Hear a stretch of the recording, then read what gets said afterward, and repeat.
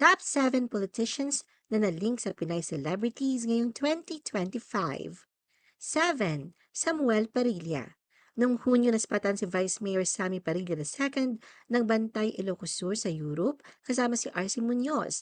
Dati na raw silang naiuugnay pero laging itinatanggi. 6. Daniel Fernando.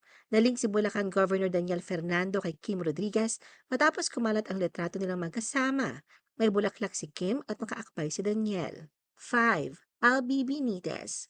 Muling naling si Bacolod City Congressman Albi Benitez kay Ivana Alawi matapos banggitin ang aktres sa complaint affidavit ng kanyang asawa.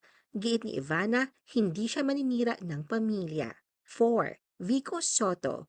Nalink si Pasig City Mayor Vico Soto kay Catriona Gray matapos silang mag-follow sa IG. Nilinaw naman ni Catriona na mutual followers lang sila. 3. Marty Romualdez.